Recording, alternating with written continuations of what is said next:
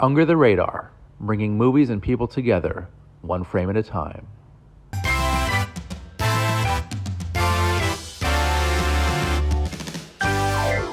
Hey guys, I'm Rain Younger, and this is a very special edition of Under the Radar, bringing movies and people together, one frame at a time. And with me today, I have a very special guest. We have Kat Baccash, Head of Communications and Digital Marketing for To Write Love on Her Arms. And most recently, she has the new podcast series, Back to Basics. Hey, Kat, how's it going? Good. Doing well. How about yourself? Not bad, not bad. Just a little, it's a little tired. I had work today, but I'm ready to go for this interview. I'm very excited. First off, tell everybody about To Write Love on Her Arms for those who are not familiar. Yeah, we're a mental health nonprofit. We help people who are struggling with addiction, self-injury, thoughts of suicide, or anxiety. We do a lot of different things to provide support. We have a find help tool where you can type in your zip code anywhere in the country and be connected with free or reduced cost services like therapy, counseling, but it also is a pretty robust system that helps with some other resources. We have a treatment and recovery program where we assist people to sit across from a counselor. And so, yeah, a little bit about TWLOHA. That's so cool. And what's the abbreviation? What is TWLOHA? TWLOHA.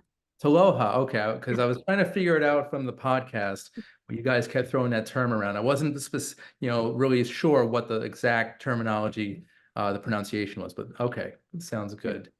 So yeah, I did watch a little bit of the videos on the YouTube channel. I actually started watching the To Write Love in Her Arms movie with Mm, Dennings, which was actually really good performance on her part.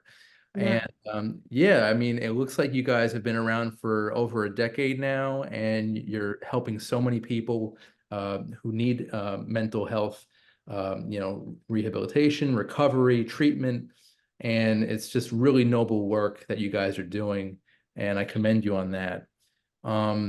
I was curious though, what is your involvement? When did you become the head of communications? Well, I've been working for the organization now for 8 years, this summer, and I pivoted. Originally, I was more in the development kind of finance world, and then 3 years ago, I sort of pivoted into the communications marketing lane. Cool. And are you enjoying your role? It seems like there's a lot to say through this organization. There's a lot of young people, a lot of older people too, who can benefit from what you guys provide. Do you feel like you're helping the community? Yeah, I think the community that we have of supporters and people who follow along in the work we do is really special. It's like a special group of individuals all over the internet. They're very passionate, and anytime I get to interact with people and interact with our community in person, it is just like some of the most special people you'll get to meet. And I think the work that we're doing is really amazing. I feel like it's every day there's a reminder of someone who's just like Trey Love has saved my life. Like I wouldn't be living the story I'm living without, the support I received.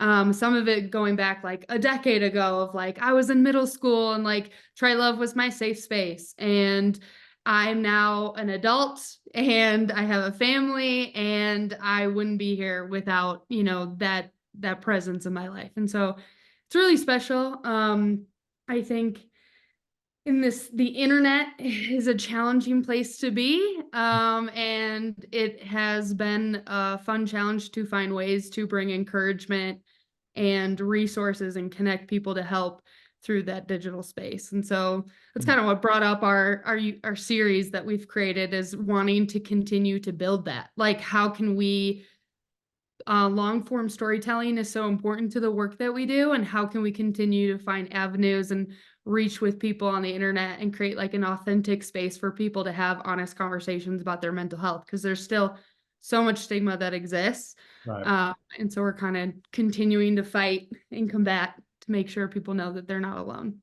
See, I think my heart is actually warming because that was very, very emotional, and it's so cool. I just can't get over it. The work that you guys do.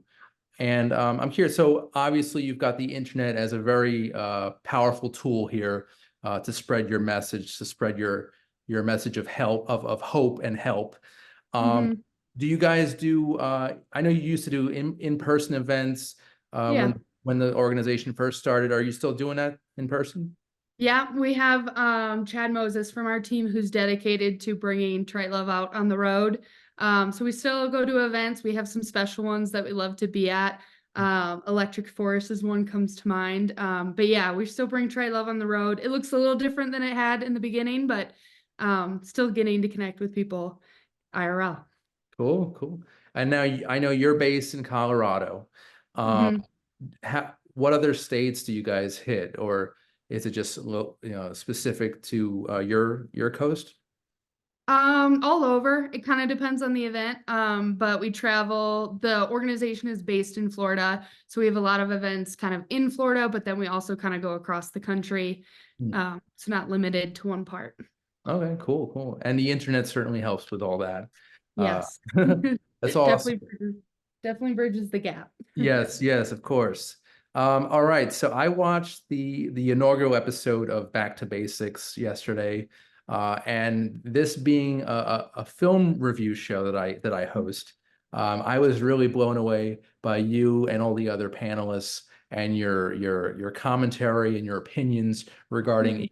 each Oscar-nominated film, especially Poor Things, which was actually my favorite movie of the year. I And I really. yeah, it's so great. I can't wait to see it again, and I Hmm. can't wait to bring it up on my end of the year list. We do an episode of the show where we do our best and worst of the year, and Hmm. for me, Poor Things was definitely at the top. Are you a movie buff? I got a sense that you were through the podcast.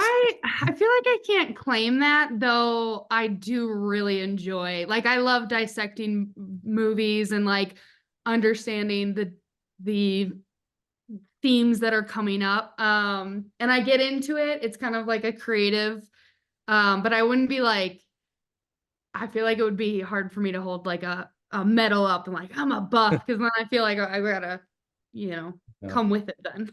And I could definitely just think of a couple of classic films that really delve in the mental health field. Yes. A lot of films that maybe you and I can review in the future. Just an idea. Yeah. Yeah. But back to the basics. What was the spark to bring this show to the masses? We mental health has come a long way. The conversation has come a lot since 2006 when the organization started, but there's still so much that people carry quietly and alone. And so this was kind of an attempt to like continue to make space for people to know that you can talk about the hard things. We actually have an episode coming up where I'm like almost cry. So like we're creating like this space. We want to talk about like pop culture things because that's a very accessible way for people to like the movies was super fun because it's like some of it is, this you can hide a lot of mental health experiences into art forms. Mhm. And so being able to pair, like a movie like Poor Things and actually be able to have like a dynamic conversation, it allows for a unique way for us to just kind of combat the lies that exist about different mental health experiences in a Right. really kind of poetic, fun way. And so back to the basics is just kind of distilling it down and making when you think of mental health care, when you think of the barriers, when you think of your own personal struggles, it becomes really exhausting and daunting. Right. And trying to just create this, bring back the simplicity of it, of what it can look like to have these conversations and do it in like a very safe way. Yeah, it's basically like a conversation centered around art therapy in a Yeah. yeah. And yeah, Yeah. it really is just like a nice kind of gradual way, an easy way to talk about mental illness because sadly, the stigma it has been kind of diluted a little bit over the past few decades, but it's still there, Mhm. unfortunately. And bringing these movies that focus on those who are afflicted or have these issues, it makes it really, it's just really refreshing that you guys are shining a light on it, but not like being too abrasive about it. It's kind of just like a very mellow conversation. And Yeah. that's what I love about Back to the Basics. It was just a really like, kind of just put a little sugar in the medicine, you know what I mean? Yeah. Um, Yeah. so I'm just curious, what specifically, what mental health issues specifically do you want to target in your? Um, we focus a lot on addiction, self-injury, and depression, and then suicide. Those are kind of our main four focuses. But mental health is it's comprehensive. There's a lot of co-occurring mental health experiences and struggles that happen. But those are kind of the main things that we spend a lot of energy and resources to kind of educate, inspire, and also point to resources. No, that's awesome. Um, do you work with any other organizations like NAMI or? Yeah, we try to partner with as many nonprofits as we can. We love to highlight those specific like organizations like NAMI and like even AFSP. And there's a lot of like addiction resources we share and just trying to continue to be that bridge. We see ourselves as the bridge, right? So we have a very accessible message. We have really cool merch. Like we go to like festivals. And so we see ourselves as the bridge to getting people to the support that is unique to them that they need. And so whether that's like connecting with another nonprofit that is specific to the mental health experience that they're trying to advocate for or get support for, like there's no competition. Like we want people to get help. We want people to find that community because that's a big part of, when you're struggling. If you feel isolated, it's only going to compound your experience more. And so finding that community that understands you, that gets you, Yeah. and really leaning on that is a powerful tool. Yeah, and community is definitely the number one priority for you, I'm assuming. Yeah. I'm curious though, in your work with the podcast specifically, what were some challenges you faced? Well, tech is one. Of course. We no, I think we really we're kind of building the train as it goes. So like we have this concept of what would be our dreamiest version and how can we just make it happen as we're doing it, to just limit the barriers. Because the most important thing is just having the conversation. So eventually right now it's just my team and I, and we have a great rapport and we love talking to each other.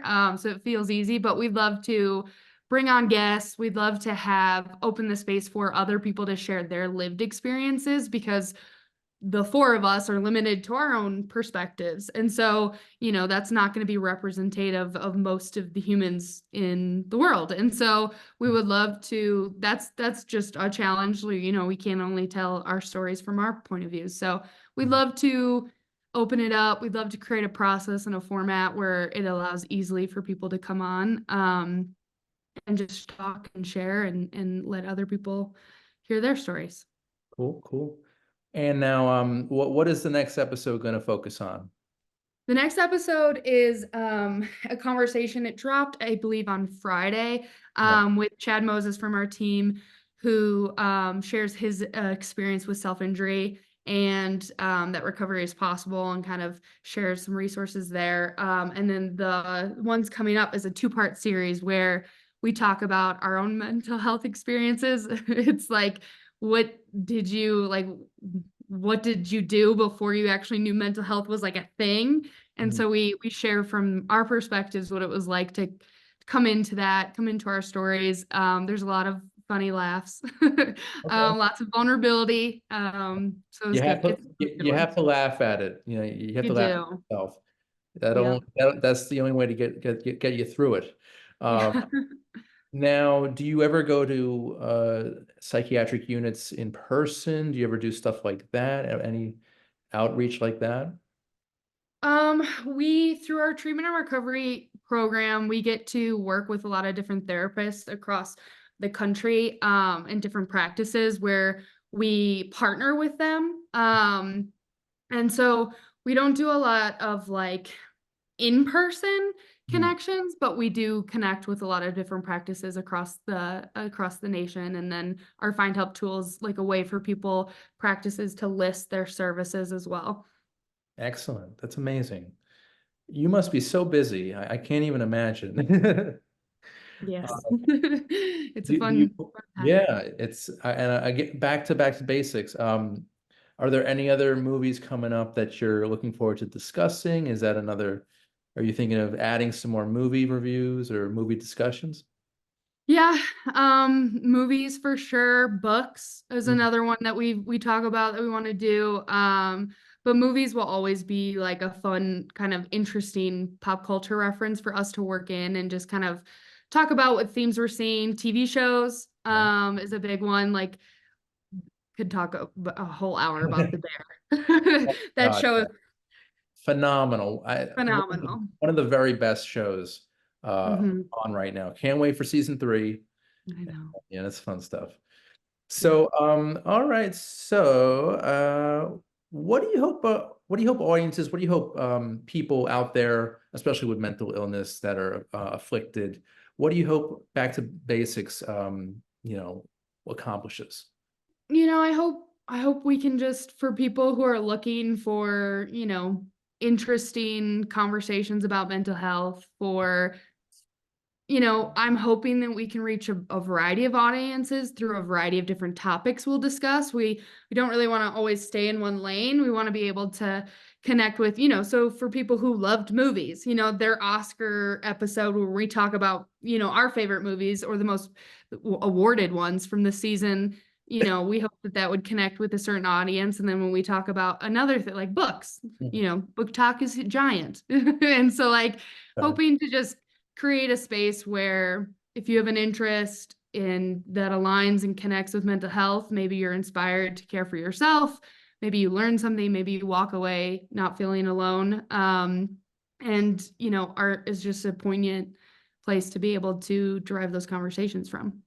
Perfect, perfect. Keep driving that conversation, please, please. So we just have a few minutes left. I just wanted to, see if there are any plugs you may have, any projects, anything coming down the pike. Yeah, so we're as an organization, Mental Health Awareness Month is coming up in May, and we are hosting a Move For It 5K plus campaign. With that, you get access to an introductory mental health toolkit. So we set out, if you care about mental health, if you want to move for something that matters, if you want to rally with a community, in, join us, be a part of it. Mhm. We also know that, mental health isn't cared for in just one specific way. And so we set out to create this digital resource for people. So it's a comprehensive intro tool for those who are just looking to build their coping skills, their mental health resiliency. And so that's a really cool tool. And that's going to be live at the end of May to everyone for free. And so we're really excited about that. But early access happens now through our Move For It 5K plus, and we'll hope you join us. And where is the 5K? There will be a local event in Melbourne, Florida, but we have a virtual pack. So if you are anywhere in the world, you're welcome to join us. There'll be thousands moving. I may take you up on that. Yeah. All right, and so finally, how can people see Back to Basics? You can go to YouTube and type in TWLOHA. We have a channel dedicated just for this series, and we'll be posting a few throughout each month. Awesome. Kat, I want to thank you so much for this. This is incredible, and I cannot highlight and commend you enough for what you're doing. This is really important work, and more people need. They're out there. They need help. They're not using their voice, but hopefully, your organization will continue to spotlight that voice and really make everybody who needs help get help. So thank you for that. Yeah, thank you. Thanks for caring. So Kat, thank you so much. To write love on her arms, check out Back to Basics on the YouTube channel. Kat, thanks again. And this was amazing. I'm Randy Unger. Thank you for listening and watching. This has been Under the Radar, bringing movies and people together one frame at a time. See you next time.